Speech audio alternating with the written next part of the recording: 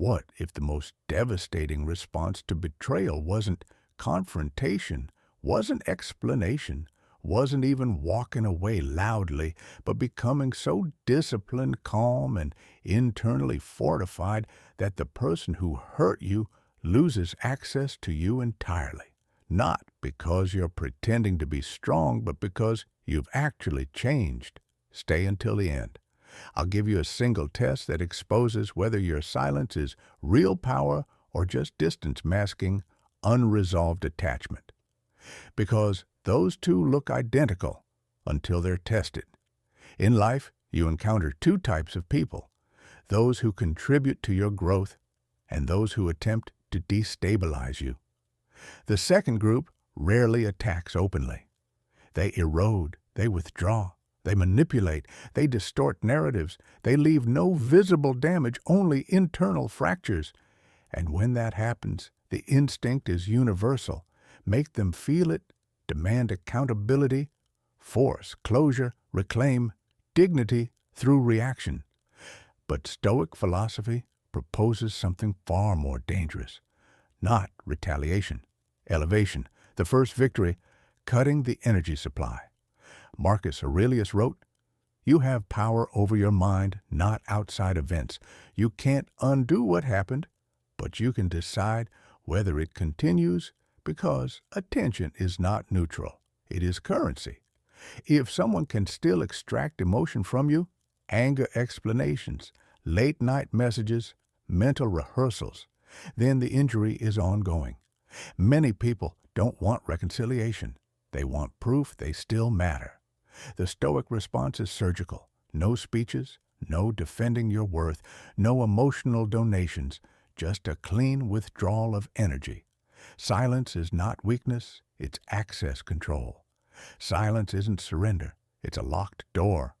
Most people think silence means you lost the argument.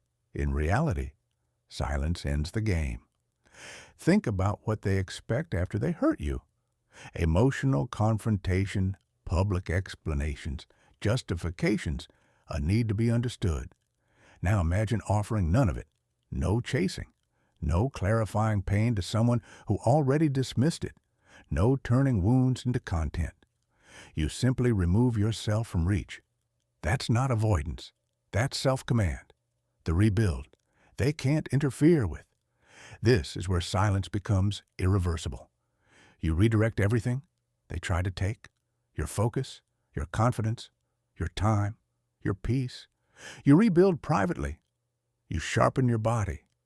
You strengthen your mind. You upgrade your work. You invest only where respect is consistent. You stop living in response to what happened and start living in alignment with who you're becoming. And here's the uncomfortable truth: people who once had power over you cannot tolerate your emotional independence. They can't provoke you. They can't rewrite the story. They can't pull you back into old roles. You become unreachable, and emotional inaccessibility ends control faster than any argument ever could. Outgrowing someone is the cleanest justice. Stoicism doesn't teach revenge as harm. It teaches revenge as immunity. The goal is not to make them suffer. The goal is to make them irrelevant to your inner world. Epictetus said it plainly. It's not what happens to you, but how you respond that defines you.